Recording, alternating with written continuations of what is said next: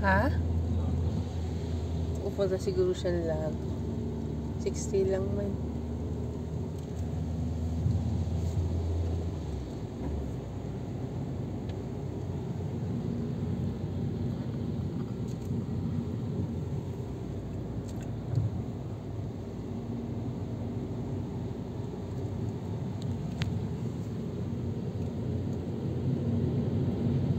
Oh, ito na yung lago niya. Ganda, no? Ganda pa ng view, no? Liwanag pa. Ang bait talaga nila. Binigyan pa tayo ng magandang may liwanag pa, eh. Oh. Sarap ng tubyong namin.